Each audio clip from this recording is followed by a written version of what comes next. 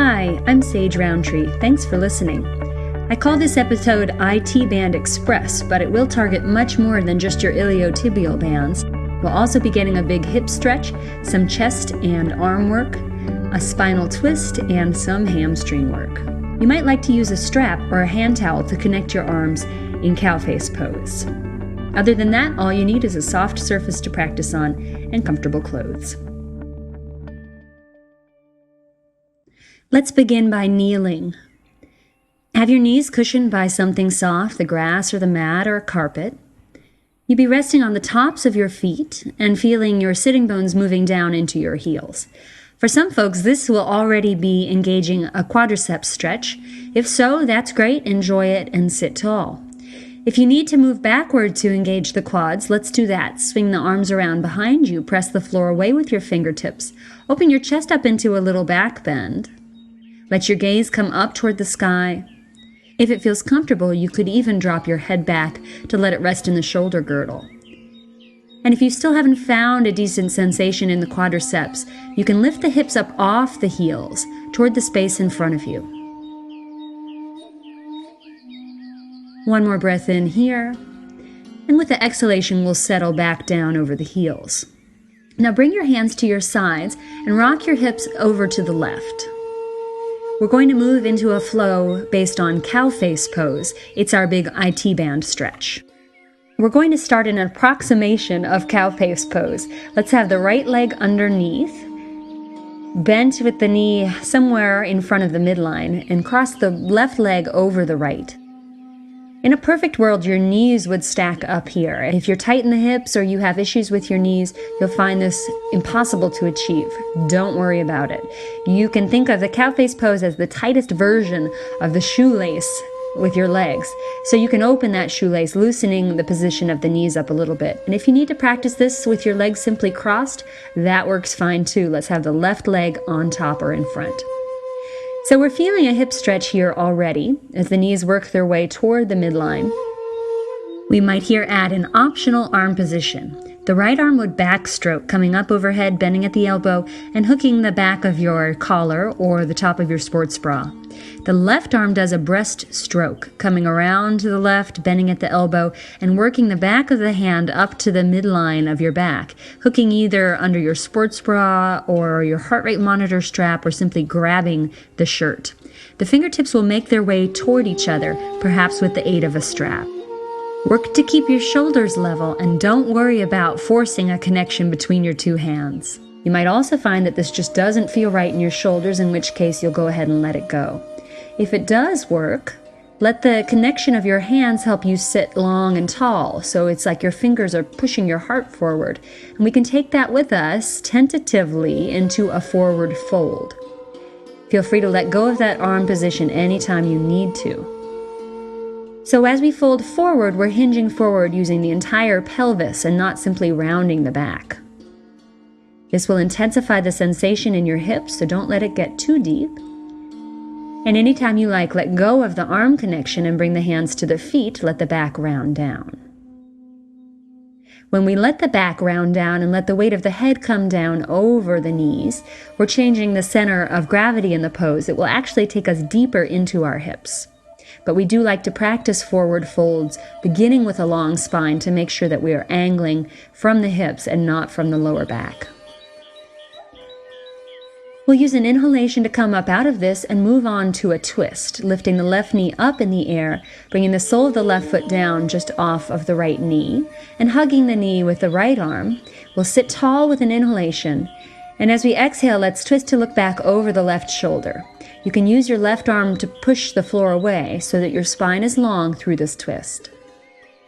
Once you gain some spinal mobility here, you might be able to bring the elbow to the top of the knee, but the position of your right arm should be anywhere that feels comfortable for you. Let's inhale here, and with an exhalation, keeping the torso and legs in place, move this to a double twist by bringing the gaze over the right shoulder. Breathing there, every exhalation moving slightly deeper with your gaze to your right. Inhale finally here. Use your exhalation to unwind.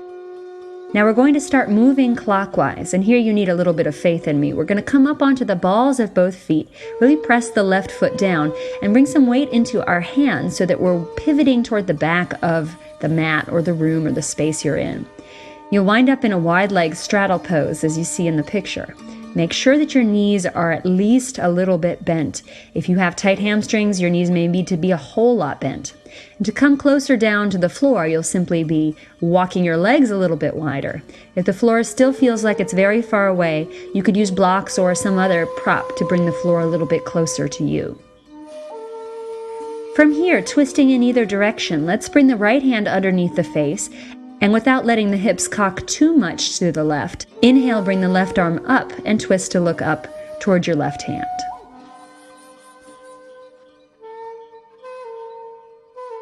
A breath in here, a breath out. The exhalation reversing the direction as the left hand settles down, replaces the right. The inhalation moves the right hand up.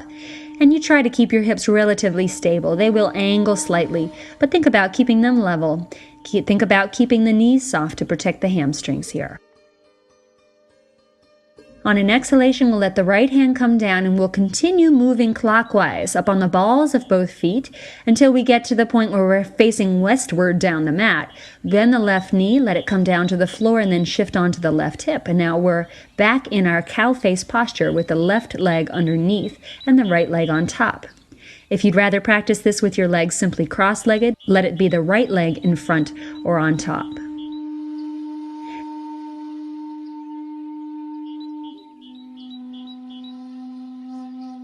Remembering the arm configuration is optional, we might inhale, sweep the left arm up. It makes a back stroke, bends and clasps along the neckline. And then with the next breath, sweep the right arm through a breast stroke. See if you can connect on this side. You might find that this side feels vastly different than the connection you were able to make on the first side. Feel free to use a prop or just to wiggle your fingertips closer to each other using the back of your shirt. We can have the arm configuration keep us honest as we fold forward now. Inhaling, finding height, lengthen the spine. Exhaling, moving the entire pelvis forward so you're rocking toward the front of your sitting bones. Anytime you'd like to let go of the arm configuration, I hope you will. And when you do, bring your hands to your hips and let your spine round over, releasing the weight of the head. Enjoying the sensation in the hips, even as it's intense.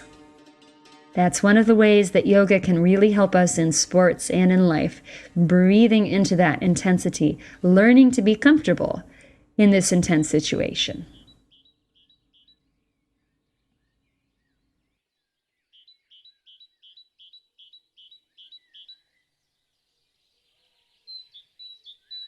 We move up and out with an inhalation and to our twist, bringing the right knee up, putting the sole of the right foot just off the left knee down on the floor, hugging the right leg with the left arm. Inhale, be tall.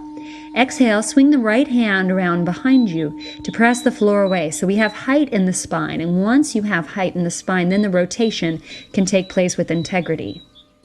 So each exhalation twists us a little bit deeper, and you may be able to wiggle the left elbow on top of the right knee. That gives you some leverage to twist slightly deeper. Inhale, and with the exhalation, keeping the torso in place, we move to the double twist, looking over the left shoulder. Remaining tall in the spine, breathing upward with every inhalation, and rotating with every exhalation. One more round of breath here.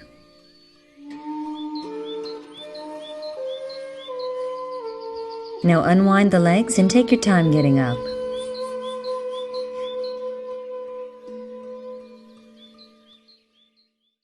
Music for this episode is One Day in May by Tilopa off the album Out of the Blue, available at magnatune.com.